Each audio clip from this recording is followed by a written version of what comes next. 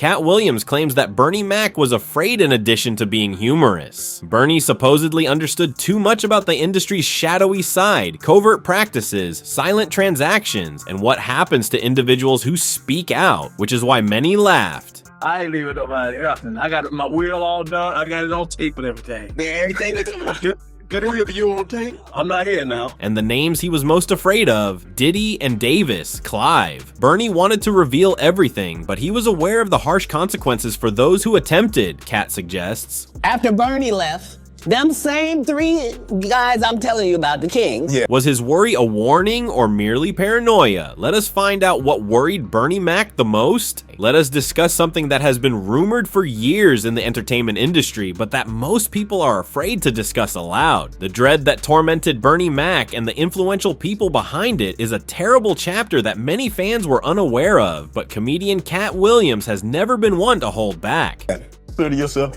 a king of comedy? No, they consider that. Like when after Bernie left, them same three guys I'm telling you about, the King. According to reports, Bernie Mac had information that may have rocked the entertainment industry before his tragic death in 2008. He was a truth teller in a world of smoke, mirrors, and silence. Not simply another comedian. Bernie apparently saw too much, according to several insider rumors that Katt Williams has recently confirmed. After approaching the top and mingling with the gatekeepers, he came to the conclusion that the game was not merely rigged, but also demonic. Because the whole time Bernie was here, you was acting like you was funnier than him. The reason you was supposed to go last is because it was your tour. Tell the truth. He was among the few who ventured to discuss topics that others shied away from, such as the manipulation, industry customs, and spiritual evil that lie beneath wealth and celebrity. Bernie never gave names outright, but he did hint to them in interviews and in his humor. The anxiety was genuine, but he remained wary. He was aware that if you raise your voice too much, you would be marked. Lying up in there, Alan, this true story. And they was having them say the phones taking my picture. And then the next thing you know, I was dead. Diddy and Clive Davis were the names that kept coming up in this perverse game. When discussing Bernie Mac's position in the industry, Katt Williams did not mince words. He made it abundantly evident that Bernie Mac never received the honor, opportunity, or legacy that he so richly deserved. Not because he lacked talent, but rather because of his refusal to do so. The game was not played by him. He did not befriend the gatekeepers, he did not go to the secret parties, and he did not sacrifice himself for a place at the prestigious table. Bernie remained grounded, which made him dangerous in a field where existence depends on silence and compliance. Y'all won't say something? Let me tell you something. Y'all been fucking with people alone. However, he was troubled by more than simply the industry's overall corruption. Diddy and Clive Davis in particular frightened Bernie, not just as people, but also as powerful figures in the entertainment industry. In addition to being successful, these two names dominated the game. With a single phone call, they may ruin careers, destroy reputations, or completely silence voices. And Bernie was aware that you may lose your life in addition to losing business if you betrayed them or undermined their authority. He had witnessed Michael Jackson, a world-renowned figure, lose favor after opposing Sony's leadership and exposing the covert racism and exploitation in the music industry. He had witnessed Tupac freely discuss how the individuals observing him were in charge of the story and would stop at nothing to quell dissent. Perhaps most horrifying of all, he witnessed Whitney Houston's terrible decline, a gradual and agonizing decline that many people think was never solely related to censored or mental health. Damon Williams stated as much. Hey, look here, man, I see you coming up, you're doing your thing, but tell you got to be original, you got to do your thing, but don't rush off to LA. He said, conquer your city first, then come to LA, because a lot of cats come out to LA. According to reports, Bernie was significantly more aware of Whitney's last years than he ever made public. He had heard unsettling rumors about her relationships with Clive Davis, the man who found her and eventually influenced her career through the gossip of Hollywood's close-knit inner circles. However, others claim there was a cost to such impact. According to rumors, Whitney was attempting to break free from Clive's hold as she neared the end of her life, retreating from the machine that had made her famous but had also gradually ruined her. Conspiracy theorists have long been alarmed by the fact that she passed away in a hotel restroom only hours before Clive Davis's pre-Grammy party. Some saw that timing as significant as well as tragic. The show must go on. She was the kind of woman that was stop everything. I'm not gonna be there. Although Bernie Mac did not discuss it in public, many close to him said that what happened to Whitney severely troubled him. According to reports, he privately expressed his worries, cautioning that the sector is self-destructive and that those who reveal too much about what actually occurs behind closed doors frequently die young. He made the connection and saw the pattern, which alarmed him since he knew they were already watching him. Neither did he trust Diddy. Bernie was aware that Diddy's business was not only based on music, given the numerous reports that were going around about covert parties, compromised celebrities, and threats and whispers. He suspected, some claim he knew, that beneath the dazzling pictures lay a whole world, a society based on silence, force, and control. You could not unsee it once you saw it. They used to tease me so much, your own people. I've been black a long time.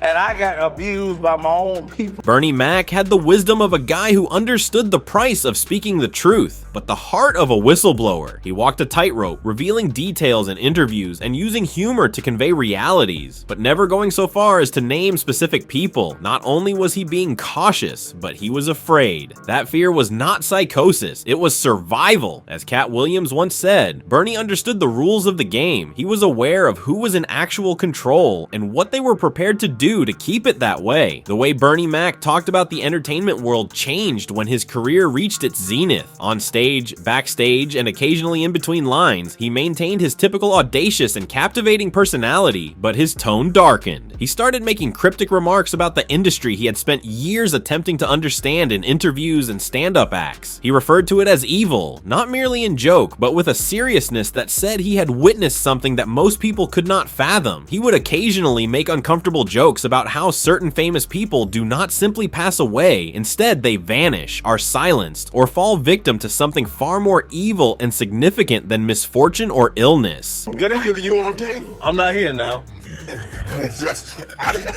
I'm not here now. It was more than just stand-up humor. The closer Bernie got to the heart of Hollywood, the more troubled he became. According to those close to him, although he had gained access to places that most people never do, he felt persecuted rather than powerful. He had witnessed firsthand what it truly takes to get up the ladder. Not just skill, not just hard work, but obedience, silence, rituals, and involvement in activities that rob you of your soul, one secret at a time. For many years, there have been rumors regarding what happens behind closed doors in the entertainment industry. There are allegedly parties when NDAs are signed, phones are seized, and the events that take place inside are kept secret out of fear. It is alleged that celebrities are coerced into embarrassing or jeopardizing scenarios, secretly filmed, and then subdued by the fear of publicity. There are rooms you do not want to go in, rooms where celebrity comes at a cost, has been stated publicly by Katt Williams, who is no new to controversy or criticizing influential people in the industry. Katt claims that despite being welcomed into those rooms, Bernie Mac declined to go inside. He refused to accept the offer, make concessions, or bow. I left there feeling like they're murdering this dude.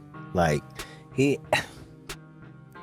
had a lung problem, right? And the doctors told. And no one ignored that rejection. Bernie was more than just a dissident. He was a liability. Because of his opposition, Bernie became a marked man in a society where silence equals money. According to Katt, the business started to quietly force Bernie out since he refused to follow their norms. The networks that had formerly praised him started to turn away. The offers ceased and the parts dried up. This was no accident. There was a message, but Bernie continued to speak, loud enough to be heard by those listening, but not loud enough to call names. And there is the risk, because in Hollywood, even if you smile while pointing out the flaws in the system, you start to look like a threat. Additionally, there are no warnings for risks in this game. They are taken out.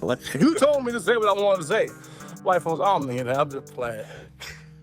Not to do, if you give me a chance. Bernie Mac was aware of the consequences of talking too loudly. He was aware of what would happen to anyone who attempted to reveal the apparatus. He realized that there comes a time when keeping quiet is more about surviving than it is about terror. Ultimately, it appears that even he was unable to flee what he had declined to join. Officially, pneumonia-related complications were cited as the cause of Bernie Mac's death. However, it happened abruptly, silently, and without any prior notice. Additionally, everything went too quickly quickly for someone who was ostensibly recuperating. Tragically, Bernie Mac's bright career ended abruptly in 2008 after he contracted pneumonia, which was made worse by his ongoing battle with sarcoidosis. Bernie Mac was diagnosed with sarcoidosis, a condition that also contributed to the death of Football Hall of Famer Reggie White in 2004. Bernie Mac's premature death was officially attributed to pneumonia, but sarcoidosis most certainly contributed significantly to his deteriorating condition. Bernie had the N-word, which highly affected his immune system. The widow of Bernie Mac, Rhonda McCulloch, believes that her husband's premature death may have been avoided. Her legal response to this conviction has been to file a wrongful death case in Chicago, focusing on one of Bernie Mac's doctors. Dr. Renee M. Earls, a dermatologist who treats the skin conditions related to Mac's sarcoidosis, is charged with negligence in McCulloch's lawsuit. The lawsuit claims that when Bernie Mac visited Dr. Earls' Chicago clinic on July 7, 2008, just 3 weeks prior to the comedian's untimely death, Dr. Earls failed to recognize symptoms of medical distress or seek emergency care right away. She got up, man, I got up. She got out of bed, I got out of bed, you know. Bernie Mac was already suffering from a fever, exhaustion, and respiratory issues on the fateful day he went to see Dr. Renee M. Earls. Mac's vital indicators, such as his respiration and heart rate, were unsteady during his 9 hours at the workplace. But according to the complaint's claims doctor, Earls allegedly overlooked how serious the issue was. The lawsuit alleges that Dr. Earls failed to recognize the indicators of imminent respiratory failure and aberrant vital signs, as well as cardiopulmonary instability. Unfortunately, Dr. Earls failed to move quickly enough to call 11 or make arrangements for the actor to be sent to the medical department during this crucial time. But in Hollywood, you all know what pneumonia means. In reality, it is poisoning, and the public and internet are currently in a frenzy over the possibility that Diddy may have used power and, more crucially, drugs to influence anyone in his entourage to do what he wanted them to. Some sort of a blackmail ring that is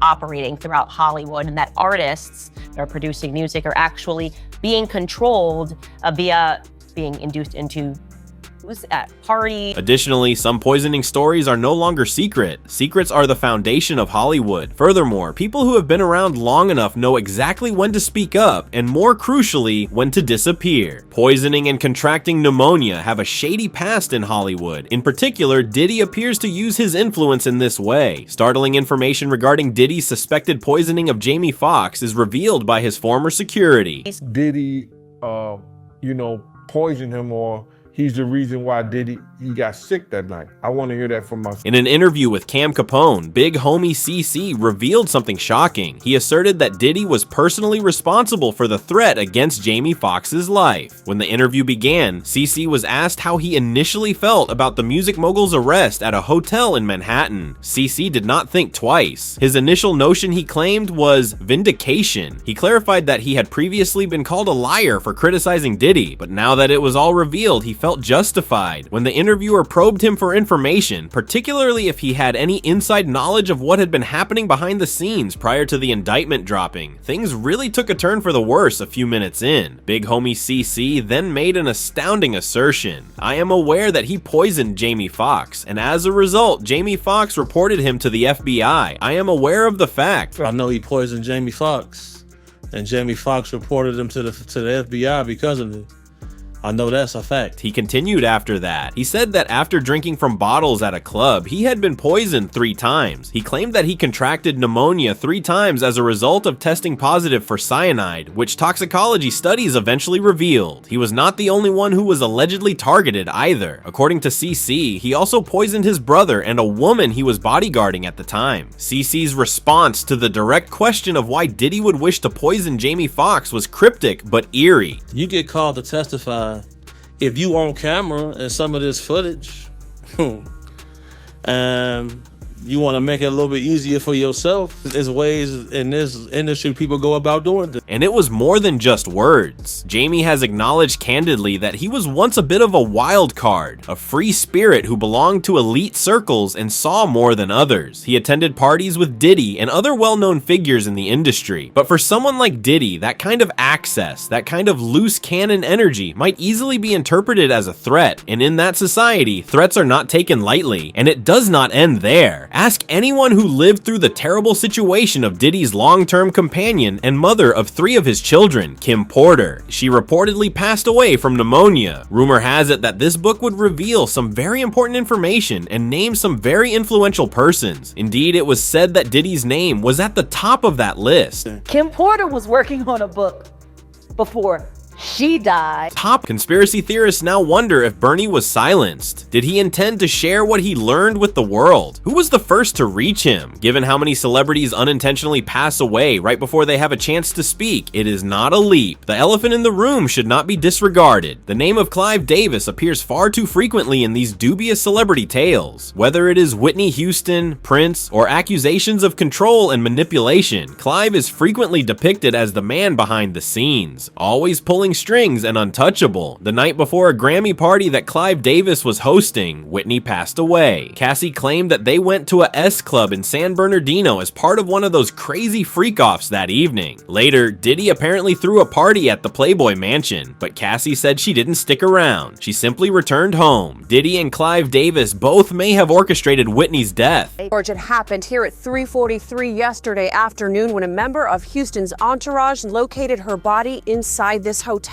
So far, police and the coroner are Clive held that title prior to Diddy taking center stage as the king of lavish parties. All those famed yearly parties. Now there is a lot of speculation on the internet that Clive may have taught Diddy the party game in addition to music. In essence, it is being said that Clive produced a younger, more flamboyant version of himself. Clive is a real heavyweight in the industry and is not to be taken lightly. That day, Whitney Houston, along with her family and friends, checked into the Beverly Hilton Hotel as the biggest names in the music business gathered in Los Angeles for the Grammy Awards. Houston's mentor, Clive Davis, had a pre-Grammy party before the Grammys as a tradition. Houston's assistant, Mary Jones, laid her dress on the bed and walked out of the room as the celebrations for that evening got underway. What happened in the short time that Jones was away that resulted in Houston being found unconscious and face down in a bathtub full with water? That was complete insanity.